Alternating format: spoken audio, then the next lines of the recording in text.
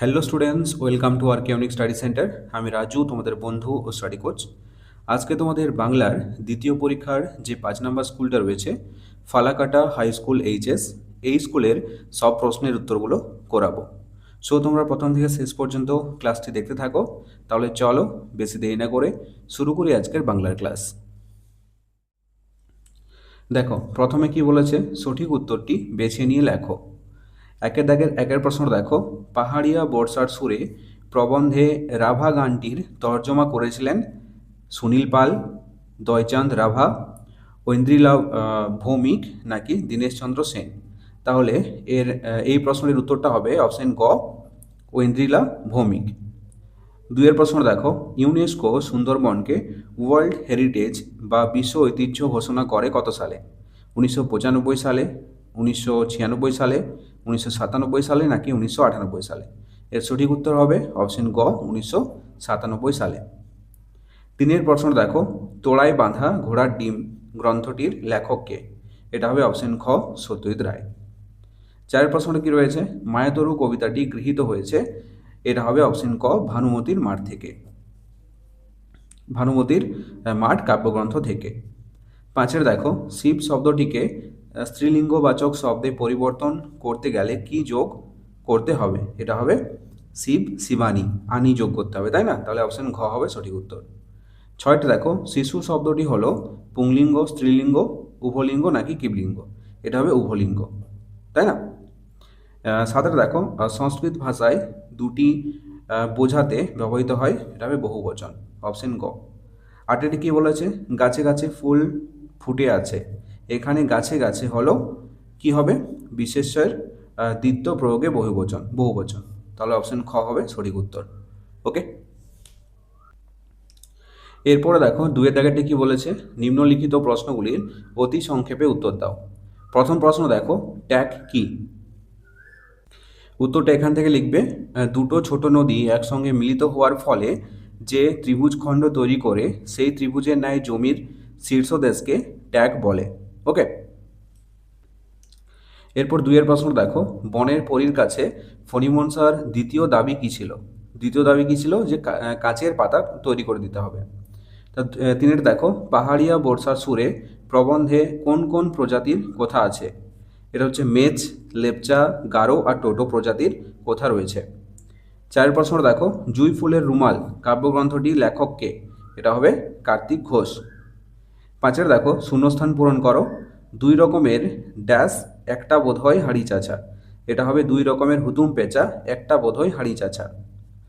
ছয়টা দেখো, পালিয়ে গেল অনেক দূরে, কে কোথায় পালিয়ে গেল? এটা হবে ঝড় পালিয়ে গেল, আর কোথায় পালিয়ে গেল?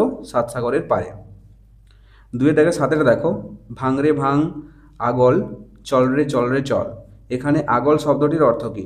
আগল শব্দটির অর্থ হলো বাঁধা বা বন্ধন। ওকে, এরপর দেখো দুয়ে দেখের আটের প্রশ্নটা, এক বচনের রূপ দ্বারা বহু বচনের অর্থ প্রকাশিত হয় এমন একটি উদাহরণ দাও। এটা হচ্ছে বাঘ শক্তিশালী প্রাণী। এখানে দেখো বাঘ হচ্ছে এক বচন, কিন্তু এই বাক্যটির দ্বারা বোঝাচ্ছে যে প্রত্যেকটা বাঘই কিন্তু শক্তিশালী প্রাণী, তাই না? তাহলে একটা উদাহরণ হচ্ছে বাঘ শক্তিশালী প্রাণী। নয়টা দেখো, বহু বচনাত্মক বর্ণগুচ্ছ মহল দিয়ে একটি বহু বচনাত্মক শব্দ লিখো। তাহলে এটা বন্ধু মহল।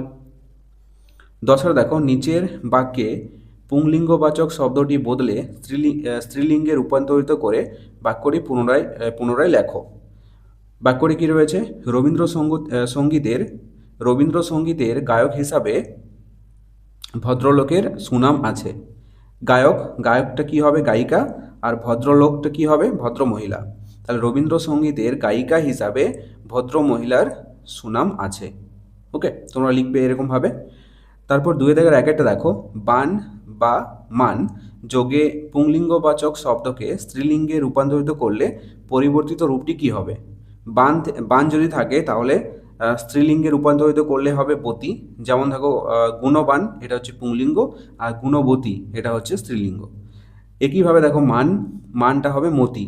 যেমন বুদ্ধিমান এটা হচ্ছে পুংলিঙ্গ, আর বুদ্ধিমতী এটা হচ্ছে স্ত্রীলিঙ্গ। বোঝা গেল?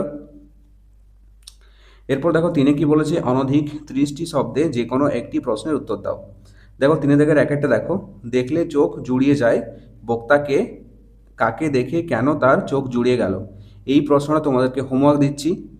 বনের পরী আর ফণিমনসা ও বনের পরী পড়া থেকে দেওয়া হয়েছে, এটা তোমরা কমেন্টে জানাবে, ঠিক আছে? 3 দেখে 2 দেখো, মাথায় আঘাত খেয়ে বাঘ উল্টে গিয়ে ধোপাস করে পড়ল শীষের ভিতর। বাঘের মাথা কোন গাছে আঘাত পেয়ে পড়ে গিয়েছিল? এটা হচ্ছে তোবলা গাছে আঘাত পেয়ে পড়ে গিয়েছিল। কাকে ধরতে গিয়ে তার এই পরিণতি? এটা হচ্ছে ধনাইকে ধরতে গিয়ে। এরপরে আছে দেখো শীষে কি? তাহলে উত্তরটা দেখো। দেখো উত্তরটা দেওয়া আছে, সুন্দরবন ম্যানগ্রোভ অরণ্য অঞ্চলে শীষে দেখা যায়, যার অর্থ সরু ছোট খাদ। শীষে সাধারণত 3-4 হাত চওড়া হয়। এখান থেকে এতটা পর্যন্ত লিখবে। এরপর দেখো 4 দাগেরটা কি বলেছে, অনধিক 30টি শব্দে যে কোনো একটি প্রশ্নের উত্তর দাও। 1 প্রশ্ন দেখো, বাদলা হাওয়ায় মনে পড়ে ছেলেবেলার গান। কার মনে পড়ে? এটা হচ্ছে রবীন্দ্রনাথ ঠাকুরের মনে পড়ে। ছেলেবেলার কোন গানটির কথা তার মনে পড়ে, কেন মনে পড়ে? তাহলে দেখো এর উত্তরটা। বৃষ্টির দিনে কবির মনে তার ছেলেবেলার মায়ের মুখে শোনা বৃষ্টি পড়ে টাপুর টুপুর নদী এলো বান গানটি ভেসে আসে, অর্থাৎ মনে পড়ে। এরপর দেখো 4 দাগে 2 এক যে ছিল গাছ, গাছটির নাম কি? গাছটির নাম হচ্ছে মায়াতরু। কেন গাছটির ওই নাম রাখা হয়েছে? তাহলে দেখো উত্তরটা। কবি একটি নির্দিষ্ট গাছকে দিনের বিভিন্ন সময়ে বিভিন্ন রূপে দেখেন। গাছটিকে কখনো ভূত, কখনো রাগে ঘাড়ফোলা ভালুক, কখনো হীরের মাছের তৈরি মুকুট, আবার কখনো রূপলি ঝালর বলে কবির মনে হয়। তাই কবিতায় গাছটিকে মায়াতরু বলা হয়েছে, ঠিক আছে? ওখান থেকে এখান পর্যন্ত লিখবে। এরপর দেখো 5 কি বলেছে, গরমের ছুটি কেমন কাটালে সে কথা জানিয়ে তোমার বন্ধুকে একটি চিঠি লেখো। তাহলে দেখো এই চিঠিটা আমি ভালো করে তোমাদেরকে লিখে দিয়েছি, তোমরা দেখে নাও।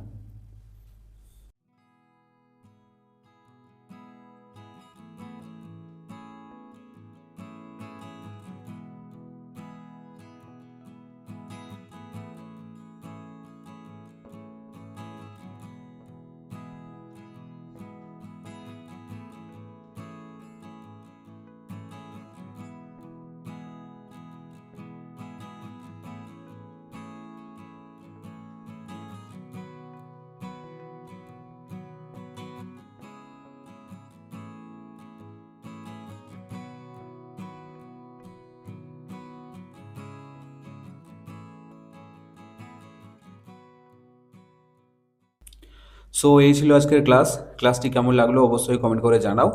আর যদি ভালো লেগে থাকে তাহলে অবশ্যই একটি লাইক করে দিও। আর ছোট্ট বন্ধুরা, তোমরা যদি আমার চ্যানেলে নতুন হয়ে থাকো তাহলে সাবস্ক্রাইব করে রাখো এবং পাশে থাকা বেল আইকনটি প্রেস করে রাখো পরের ক্লাসগুলি পাওয়ার জন্য।